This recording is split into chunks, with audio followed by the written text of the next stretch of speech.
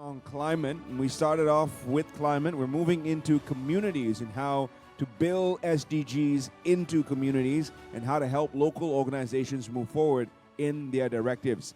So we do have someone who's perhaps an old hand in managing the economy of the entire nation, a key member of Malaysia's planning when it comes to the many Rancangan Malaysia or Malaysia plans. And he is now a fellow of the SDSN and former minister of the Economic Planning Unit. He'll be speaking to us on localizing SDGs in supporting poverty reduction. And on that note, ladies and gentlemen, please welcome the one and only Datuk Sri Mustafa Muhammad.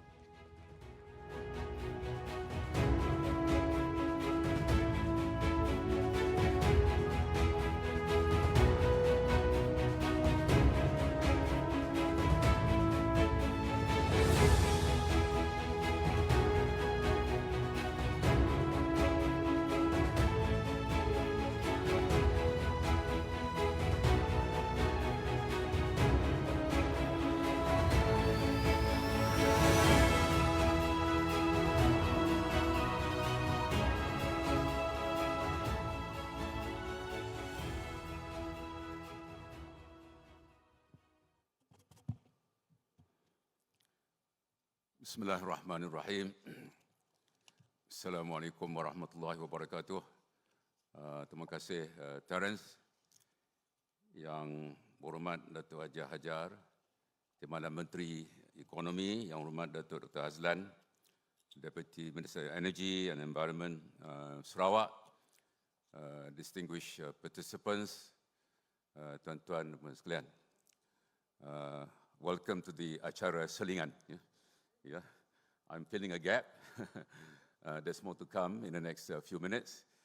Selepas ini akan ada panel discussion.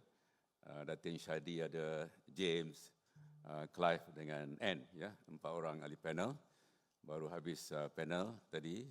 Saya mengikuti sebahagian daripada discussion. Very interesting of course. Saya, as I said, acara Selingan. Yang pertama saya ucap terima kasih kepada Yang Hormat Datuk Hajah Hanifah kerana menjemput saya untuk menyertai this very important event. Terima kasih kepada Kementerian Ekonomi. Tahniah diucapkan kerana ramai yang hadir walaupun this is the second day. Tahniah kepada Kementerian Ekonomi dan juga of course SDG Center. Pertama saya nak maklumkan bahawa when I retired, I decided to do a bit of work on SDGs. Yeah. I've been close to the SDG Center, getting a lot of support from Wabi Rafizi and of course Wabi Datuk Hajah Hanifah as well. This is something that I'm passionate about. Jadi saya bercakap mungkin about 50 minutes lah, sebelum saya serahkan floor kepada Datin Syadi, James, Anne dan Clive. Ya. Yang pertama, yang penting tadi saya dengar mengenai awareness. Dalam panel tadi, education, sekolah-sekolah, Datuk Azlan cerita tentang club environment sekolah-sekolah. These are of course very very important. Ya. Saya pada pagi ini akan bercakap tentang, I've got 15 minutes, Cik Asfar, 15 minutes, I'll be as brief as I can. Bercakap, yang pertama berkaitan dengan SDGs of course, yang kedua mengenai poverty, dan yang penting sekali adalah mengenai localization ataupun localizing SDGs. Ya, itu subjeknya. Jadi saya akan cerita beberapa pengalaman saya dalam setahun dua ini melibatkan APP GM. Saya notis Wabi Rara di sini, Wabi Bentong dan Wabi Munirah juga, Kota Belud. Mereka adalah champion APP GM SDG Parlimen Malaysia. Wabi Munirah adalah pengusinya, ahli parlimen yang bertanggungjawab untuk menggerakkan SDG agenda dalam parlimen. Jadi, as I said, I'll be saying a few words about poverty. Yang keduanya ialah berkaitan localization dan seterusnya akhir sekali mengenai cabaran. Itu structure of my presentation this morning. Firstly, poverty. Kita sedia maklum SDG 1 ialah kemiskinan, no poverty. Ya. Yang kedua, no hunger. Yang tiga, health, well-being. Yang keempat, quality education. Yang kelima ialah gender equality. Jadi nombor satu ialah poverty. Dan di Malaysia kita telah mencapai banyak kejayaan, ya, daripada hampir 50% pada tahun 70 dan latest numbers sekarang ni 6.2%. Dan dalam konteks Malaysia ni kita ada dua, iaitu miskin dan miskin tegar. Tegar hardcore poverty, mereka yang cukup-cukup makan, ya. Makan cukup, pakaian sikit sebanyak, lain-lain tak apa ada, rumah tak apa ada. Itu hardcore poverty. Kalau lihat kepada income definitionnya 1198 per household sebulan, per household of 3.8 persons. Kalau income-nya using the income measurement RM1,198, maka ke bawah merupakan hardcore poverty. Jadi sekarang ni kalau ikut IKASih, ICU ialah kira-kira 20,000 orang seluruh Malaysia. Itu bilangannya, ya. Jadi itu hardcore poverty. Seterusnya, saya selalu cerita tentang pengalaman China. Bulan Februari 2021, Presiden Xi Jinping declared that there was no more poor people in China, ya. Melalui banyak strategi. Dalam dunia ni, the biggest number of people removed out of poverty was in China, of course, ya. Dalam tempoh 8-10 tahun terakhir ini, kira-kira 100 juta telah dikeluarkan daripada senarai, remove from the poverty list. Di China ada dua perkara. Satu ialah no worries, dua perkara. Yang kedua ialah dia panggil 3 guarantees. No worries ini, yang pertama makan cukup, yang kedua ada pakaian. Ya, mungkin selai sepinggang, not too sure what it is in China, tapi itu dipanggil no worries. Ya, 3 guarantee ini ialah housing, healthcare dan basic education, compulsory education. Jadi di China ditetapkan bahawa ada 2 guarantees dan 2 no worries and 3 guarantees. Di Malaysia, agenda kita, PM kita sekarang ini ialah untuk menuktahkan miskin tegar. Dan saya baca banyak kenyataan dalam media, di Negeri Sembilan, Penang, ya, Johor, banyak negeri. Kalau mengikut kenyataan akhbarnya sudah pun dinoktahkan, maknanya dah tak ada dah. Ya. Itu kenyataan kerajaan dan kita bersyukur kerana kita telah mencapai banyak kejayaan dalam menangani masalah kemiskinan. Jadi itu sedikit sebanyak tentang kemiskinan which you all know. Second part of my presentation mengenai localization. Apa dia localization? Ya? Kita semua maklumlah tadi, dah cakap tadi dalam panel tadi, di sekolah, youth, itu semua berkaitan dengan, not too sure what term you use, penyempatan, Wabi Munirah, penyetempatan. Ya, ini pakar-pakar ni, localization dalam bahasa Malaysianya, penyempatan. Ya. But anyway, pada saya, ia bermaksud, ya, 2015, ada UN 2030 agenda approved by 193 members of the UN. Ya, di situ ialah SDGs. Ya, 2015 diluluskan oleh Bangsa Bersatu oleh 193 negara bermula New York, ya. Maka sampailah Putrajaya pergi pejabat kerajaan negeri Sarawak ke Sabah, lepas tu pergi pejabat DO, ya, DO Penampang ke Tuaran ke, lepas tu pergi kepada Pengulu Ketua Kampung, ya, ataupun kalau di Kuala Lumpur ni mungkin PPR yang miskin. Jadi localization bermakna daripada New York sampai ke kampung. Itu dalam in very simple terms apa benda, ya, localization. New York 2015 sampailah the remotest part of Malaysia, Sabah, Sarawak, orang asli, ya. Jadi that's a flow daripada New York, Putrajaya, state capital, the DO, the local leader, ya, atau member of parliament in some cases. Okay, itu maksud localization lebih kurang in simple term. More importantly, the core of my presentation ialah beberapa contoh localization di Malaysia. Dan saya nak highlight, ya, berdasarkan pengalaman saya dalam 3-4 tahun ini ialah yang pertama PPGM, Puan Ramah ada sini, James ada sini, ya. Ini geng-geng saya, of course, led by YB Puan Munirah, YB Rara ada sini. Yang kedua, saya akan cerita sedikit tentang Urbanist Malaysia, which is part of KPKT, led by Puan Nuriza. Yang tiga, sedikit pengalaman Universiti Melaya, UAC, Ungku Aziz Center for Development Studies, terlibat dalam 3-4 PPR di Kuala Lumpur. Yang keempat di Sabah, ya. Dan akhir sekali pengalaman peribadi saya, terlibat dalam 1-2 kawasan orang asli, Datin Syahidi di sini, termasuklah di Datuk Kinjang di Tapah dan Sungai Rual Jeli, where I come from. Ya. Jadi itulah cerita pasal localization. Ya. Yang pertama, APPGM, ya, ditubuhkan pada tahun 2019. Ya. NGO funded by MOF lah. Alhamdulillah, terima kasih banyak MOF. Ya. Jadi ketuanya ialah Datuk Dr. Danison Jayasuriya. Dia baru teks saya, minta maaf tak dapat hadir, petang dia hadir. Dia tak mau dengar saya cakap. Ya. Jadi dia mengetuai pasukan 50 orang, ya, pejabat DPJ. I spend a bit of time there. I'm one of the advisors together with Datuk Rohani Karim daripada Sarawak. Kami berdua spend a bit of time untuk bersama dengan pasukan yang terlibat dalam menyampaikan SDG ke akar umbi, grassroots. Ya. Saya selalu cerita bahawa that in my view they've done a very good job, led by YB Munirah, YB Rara and others. Ya. Jadi James akan cerita lebih panjang lagi lepas ini. Ya. Yang pertamanya, mereka turun ke bawah melibatkan 115 kawasan parlimen. Ya, dah banyak dah. Of course kita ada 222, mungkin by next year akan selesai semua sekali. Ada proper profiling, lebih 800 projek mikro, ya, melibatkan income generating, economic projects, education, youth, ya.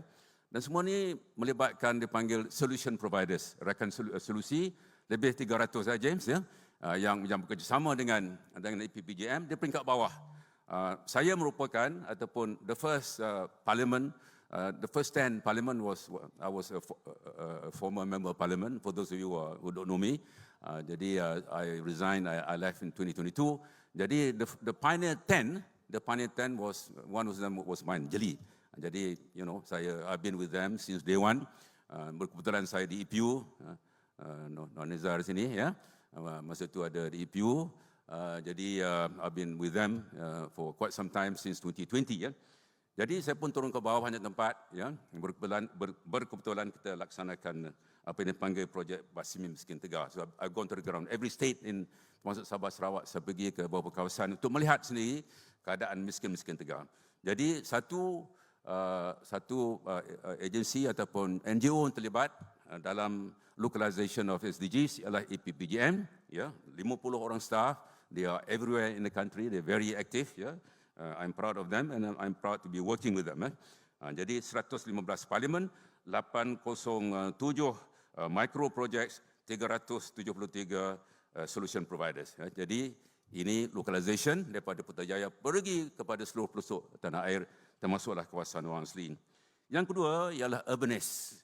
Urbanist ni part of KPKT led by Puan Nuliza. Ada a few flagship program. Urban Forum, the last was in Sarawak, very successful forum. Dihimpunkan ke semua, ya, majlis perbandaran dalam Malaysia ini di Kuching, Sarawak, ya.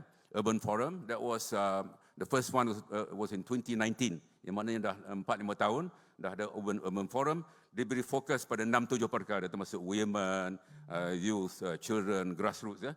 Itu antara fokus yang diberikan oleh Urbanist Malaysia. Jadi Urbanist Malaysia banyak buat kerja untuk menyampaikan SDG ke cities and local councils and districts. Di BKL ada satu SDG Center, it is now being run by Urbanist Malaysia. Satu Urban Forum terakhir di Kuching. Yang kedua ialah dia panggil Sustainable Cities. Local, kita buat what we call voluntary national review. Yang kedua ialah voluntary sub-national review. Yang ketiga ialah voluntary local review. Review ini adalah satu laporan yang dibuat oleh pihak tertentu untuk menceritakan kejayaan dalam pencapaian matlamat SDGs. The 17 goals, maka the review, I happen to present, I think the 2021 review on behalf of the Government of Malaysia. Itu national review bagi Malaysia. Ada sub-national. Dan Kerajaan Selangor, saya fahamkan, sudah menyampaikan sub-national. Dan EPU ada satu target untuk memastikan sebanyak mungkin local authorities, local council akan menyampaikan sub-regional review tadi. Dan I was told that Kerajaan Negeri Sarawak telah memberi komitmen untuk memastikan kesemua sekali perbandaran ataupun majlis daerah akan melaporkan tentang SDG. Jadi ini penting. Yang dilakukan Urbanist ini adalah penting. Yang pertamanya melalui aktivitinya, yang kedua ialah melalui sub-regional tadi, ya, local review tadi, yang melaporkan tentang pencapaian beberapa bandar utama di Malaysia. Kalau di Selangor ni Shah Alam sudah ada, kalau Melaka Alor Gajah sudah ada, dan PU ada perancangan mana tahun ni berdasarkan state of readiness dengan budget perhaps, mana yang patut membukakan local review. Jadi juga Urbanized pergi ke bawah. Satu inisiatif mereka ialah ruang, I'm not too sure what it's called, but 9 have been set up in PPR seluruh negara. PPR ini ada 166 seluruh negara, 104,000 keluarga. Dan kalau cakap tentang miskin tegar, ya, kalau di bandar banyak terdapat di PPR, ya. Saya turun ke bawah ke Mentari Apartments ataupun Mentari PPR di Petaling Jaya, dan ada 10 di situ, ada 10 blocks, ada 4,000 keluarga, dan di situ juga ada miskin tegar. Bagaimana begitu jugalah keadaan di beberapa PPR yang lain. Jadi yang pertama EPPGM, yang kedua Urbanized, yang ketiga saya cerita sedikit, di Universiti Malaya ada satu pusat UAC, Ungku Aziz Center for Development Studies, yang mana EPU telah outsource kerja-kerja untuk basmi miskin tegar kepada Universiti Malaya. Ada 4 PPR, iaitu Kerinci, Desa Rejang, Mulia dan Muhibah, ya. Dan di situ Universiti Malaya telah 3-4 tahun terlibat dalam kerja-kerja untuk menangani isu miskin tegar. Ada kejayaan, ada juga beberapa masalah yang dihadapi. Itu yang ketiga. Yang keempat yang saya nak kongsi ialah berkaitan pengalaman saya sendirilah, ya. Dua, satu Datin Syahdi akan cerita dengan lebih lanjut, Datin Syahdi daripada Northern Corridor. Kejayaan untuk mengurang dan menghapuskan miskin tegar dalam masyarakat orang asli Latin Gejang di Tapah, ya. Latin Gejang ini satu projek ekotourism yang berjaya, orang asli, dan sudah menjadi modal, mendapat satu award daripada Kerajaan Malaysia. Jabatan Koperasi, ya, telah memberi award kepada koperasi. Koperasi is only about 1 year old. Setahun sudah mendapat dividen, huge success story, dan koperasi ini sekarang ini mempunyai 27 orang pekerja yang dibayar gaji, ya, minimum dan lain-lain. Jadi ini bagi saya satu success story. Perhaps Datin Syahdi akan cerita lebih panjang lagi. Tempat saya orang asli Sungai Rual, ada 205 keluarga. Isunya amat ketara, ya, miskin tegar tinggi. Dalam database kerajaan, at least ada 2 database. Satu IKASIH oleh JPMISU, satu lagi IDAMAK. IDAMAK ini Jabatan Orang Asli, ya. Dan mengikut IDAMAK, peratusan miskin tegar orang asli ini amat tinggi, ya. Angka terkini yang saya baca ialah 37%, ya, miskin tegar dalam masyarakat orang asli. Lepas ni ada Clive, ya, ada forum, panel mungkin nak cerita sedikit, ya. Jadi tempat saya ni isu utama ialah education, ya. Penguasaan 3R walaupun dah banyak tahun sekolah, ya. Dan satu lagi ialah tak ramai yang sampai Form 5, ya, sampai darjah 6 tercicir. Jadi melalui APPGM 2 sebulan lepas diadakan satu program untuk guru-guru, 20 orang guru, memberi motivasi kepada mereka untuk meningkatkan kualiti pendidikan. Kerana kita sedia maklum, untuk menangani kemiskinan, satu kaedah ialah untuk menangani isu pendidikan. Dan tahun depan saya sedang berusaha untuk mendapat funding untuk melaksanakan satu program yang holistik menangani isu kemiskinan melalui pendidikan, ya. Pendidikan, motivasi untuk guru, motivasi kanak-kanak, untuk parents, untuk youth, ya. Dan kalau berjaya funding ini, maka kita akan cuba satu kaedah, satu holistic approach untuk meningkatkan quality of education, which is SDG number 4. Dan apabila kita kurangkan ataupun tingkatkan quality education, insya-Allah kita berharap akan dapat kita tangani masalah kemiskinan. Itulah 3-4 contoh yang saya nak kongsi. Akhir sekali, beberapa cabaran yang kita hadapi. Satu mengenai localization ni ialah awareness. Tadi Datuk Dr. Azlan dan Dr. Atini dan lain-lain cerita tentang awareness, ya. Jadi saya selalu quote kali ini, apabila APPGM mula kerjanya tahun 2020, ya, 2021, COVID of course, ya, turun ke bawah.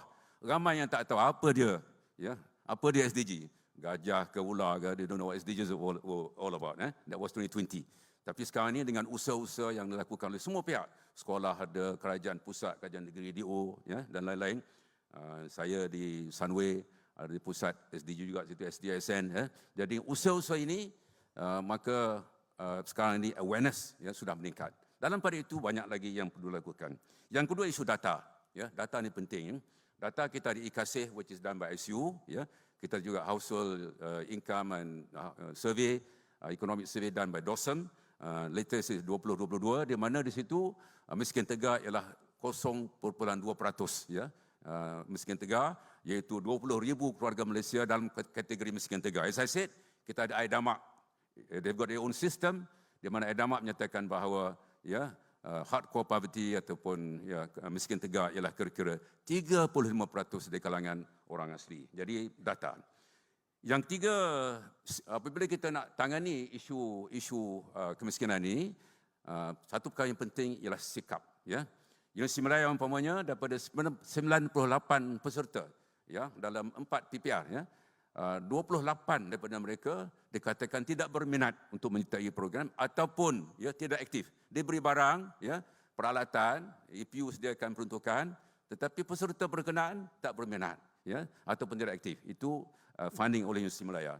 Di Sabah umpamanya, there was a meeting recently, ya, ada masalah teknikal, sili bara umpamanya ada penyakit, ada sejenis betik di Sepitang, tak silap saya, masalah tanah yang dikenal pasti tidak sesuai. Jadi maknanya ini memerlukan a holistic approach. Kita bercakap tentang whole nation approach, tapi kadang-kadang kita we never walk the talk. Ya. Whole nation bermakna semua bersama, DO ke ketua kampung ke EPU ke UPEN. Jadi on the ground, ya, on the ground banyak isu-isu masalah yang perlu kita tangani. Sikap is a big thing. Untuk masa hadapan mungkin yang boleh kita lakukan ialah the first round, ya, dalam mana-mana program basmi kemiskinan, kita perlu program untuk mengubah minda, ya, peserta berkenaan. Kalau miskin ni bukan saja pendapatan, miskin ilmu, miskin pendidikan, miskin pakaian, miskin rumah, semuanya miskin. Ya. Jadi mungkin as a start untuk tangani isu ini dengan lebih berkesan, kita cuba atasi masalah sikap, dan yang satu lagi ialah berkaitan dengan sustainability, ya, kelestarian. Kadang-kadang one off, hari ini okey, dah keluar daripada Tegak, esok lusa jadi miskin balik. Mana some programs are not sustainable. Itu antara cabaran. Satu lagi akhir sekali cabaran yang saya nak cerita ialah berkaitan dengan the remote and marginalized communities. In Sabah, in Sarawak for example, kita nak dapat angka-angka miskin Tegak ni, nak pergi, nak turun, yeah, it takes days to reach the remote part of Sarawak. Jadi masa saya bertugas dengan kerajaan itu, sampai saya last day of my service in government, kita tak dapat, ya, profiling of that particular area. Kita dah kena pasti with the help of the state government, particular localities, tapi to do a proper profiling takes you a long time. Kenapa? Kerana difficulties in communication. Dan ini berkaitan dengan remote, dengan marginalized communities, dan saya nak appeal di sini, ya, Clive akan cakap dalam next panel, ya, mengenai orang asli kalau di Semenanjung ini, kalau Sabah Sarawak, remotest part of Sabah Sarawak, ya, ini adalah kawasan-kawasan yang memerlukan perhatian in the context of poverty eradication. Jadi terima kasih sekali lagi. I have overshot my time limit. Terence, terima kasih banyak. Ya. Saya buat ini kerana tadi dah ada time overrun by 10 minutes. Ya. Jadi sama-sama lah. Jadi saya mohon maaf jika ada kekurangan. Saya, in summary, yang pertama, we have done well in poverty eradication, tapi banyak lagi masalah. Yang penting ialah kita turun ke bawah, kena ada passion, kena ada commitment, kena pastikan sustainable, dan perlu kita atasi masalah-masalah berkaitan dengan sikap, ya, perlunya ubah minda sebelum kita dapat keluarkan golongan miskin permanently out of this category. Di China, kalau saya selalu tekankan, kalau negara China 1.4 billion people, tak ada seorang pun miskin, ya. Februari 2021, Presiden Xi Jinping isytiharkan tidak ada lagi orang miskin Tegak di negara China. Kalau China 1.4 billion people, kita Malaysia 33 juta, apalah sangat susah nak noktahkan miskin Tegak. Terima kasih sekali lagi Kementerian Ekonomi. Tahniah diucapkan. Wassalamualaikum warahmatullahi wabarakatuh. Terima kasih diucapkan kepada Yang Berbahagia Datuk Seri Mustafa Muhammad.